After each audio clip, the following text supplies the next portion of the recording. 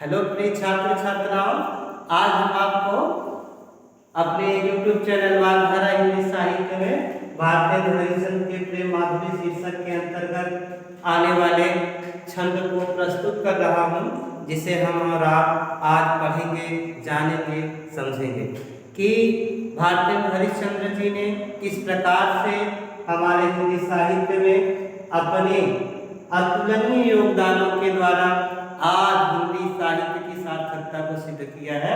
तो आइए हम उस कड़ी में प्रेम माधुरी शीर्षक के अंतर्गत जो दो छंद छूट गए थे, उन दो छंदों को आज पढ़ लेते हैं और उन दोनों ही छंदों के मार्मिकता को, उनकी सार्थकता को हम और आप एक साथ मिलकर जान लेते हैं। तो आइए हम प्रारंभ करते हैं आज का पाठ। आज न मिले तो कहा हम तो तुम्हारे सब भांति कहावे, मेरा उदाहरण है कछु नहीं, सब फल अपने भाग को पावे। जो हरिचंद्र भाई सो भाई, अब प्राण चले चाहे तासो सुनावे। प्यारे जो है जग की हरी, विदा के समय सब कंठ लगावे। आज न मिले तो कहा हम तो तुम्हारे सब भांति कहावे। व्यापक ब्रह्म सब थल पूरन है, हम पहचानती हैं। पैवीन नंद लाल विहार सदा, हरिचंद्र ज्ञान छानती हैं। तुम उधाय कहियो न सो, और कछु नहीं जानती है। ये प्यारे तिहारे निहारे बिना, अखियाँ दुखियाँ नहीं मानती हैं। ये प्यारे तिहारे निहारे बिना, अखियाँ दुखियाँ नहीं मानती हैं। तो आइए प्रिय छात्र छात्राओं, हम इसकी सरल और स्पष्ट व्याख्या जान लेते हैं। तो भारतीय हरिश्चंद्र जी अपने प्रस्तुत मतगयन छंद में कहते हैं कि आज जौन मिले तो कहा हम तो तुम्हारे सब भांति कहावे। यह एक स्त्री है, वह अपने प्रियतम से कहती है कि आज जौन मिला तो कहा, आज तक हम जो आपको नहीं मिले तो कहा हम तो तुम्हारे सब भांति कहावे। हम अच्छी प्रकार से आपके ही कहलाते हैं, अर्थात हम आपके ही हैं।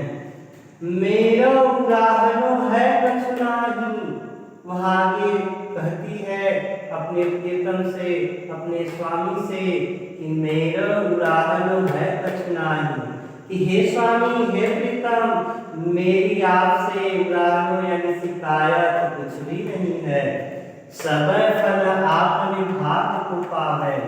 इस संसार में सभी व्यक्ति अपने अपने भाग यानी कि भाग्य का फल प्राप्त करते हैं। जो हरिचंद्र भाई सो भाई, अब प्राण चले चाहे तासो सुनावे। वह गोपिका, वह स्त्री आगे कहती है कि जो हरिचंद्र भाई सो भाई, आज तक मेरे साथ इस संसार में जो कुछ भी हुआ सो हो गया। अब प्राण चले चाहे तासो सुनावे।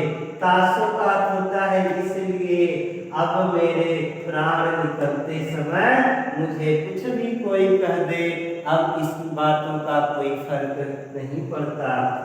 प्यारे तू है जगत की यह रीति, हे प्रीतम, हे स्वामी, इस संसार की यह रीति यानी कि नियम है। विदा के समय सब कंठ लगावे, कि अंतिम विदाई देते समय भी सभी लोग हृदय से लगाकर, कंठ यानी गले से लगाकर विदा करते हैं। तो हे प्रीतम, हे स्वामी, कम से कम आप भी इस संसार के इस निश्चल नियम का पालन करें और अंतिम विदाई भी आप उसी प्रकार हमें दें। तो हमारे प्रिय छात्र छात्राओं, ये तो पहले मत गयंत छंद की सरल और स्पष्ट व्याख्या थी।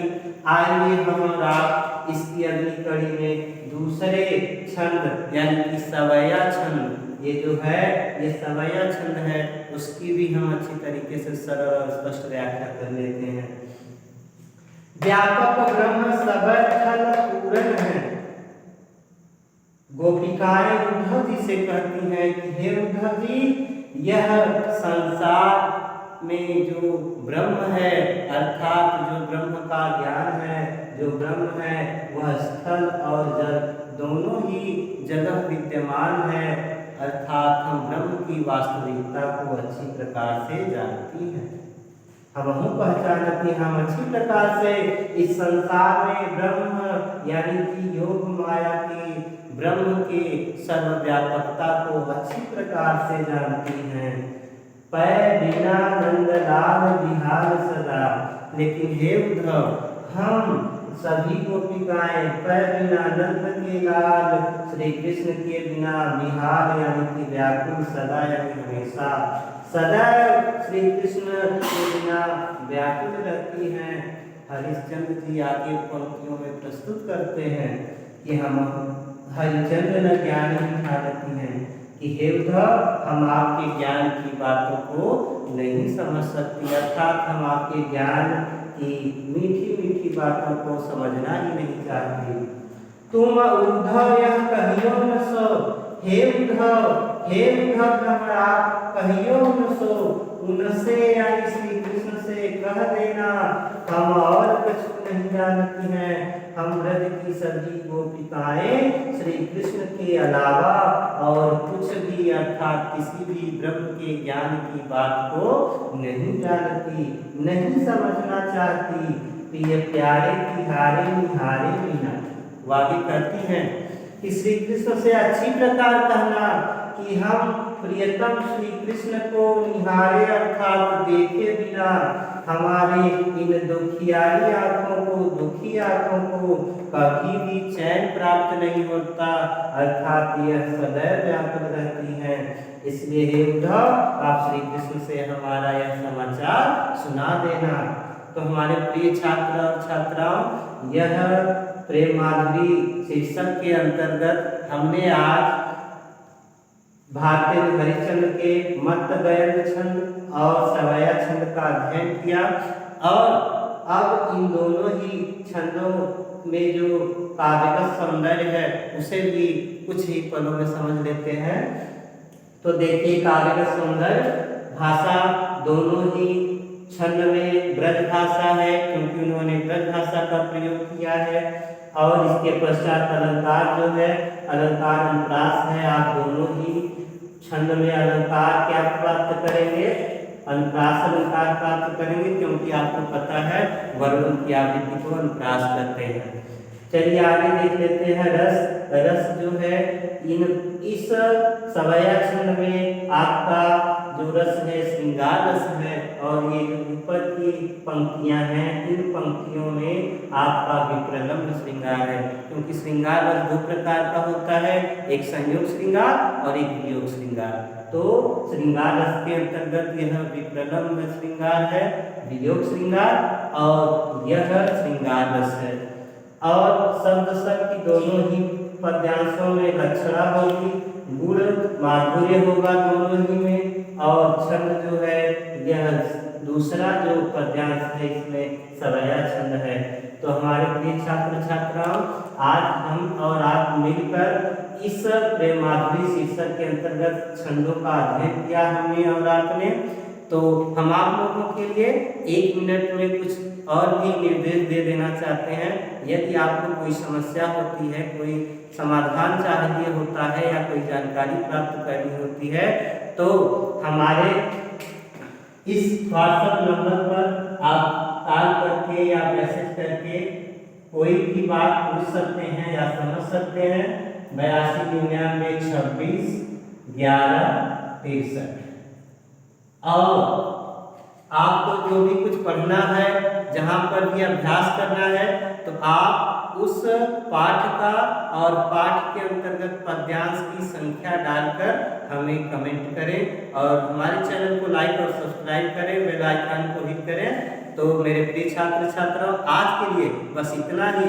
हम आज आपको शुभ संध्या कहकर यहीं से विदा लेते हैं।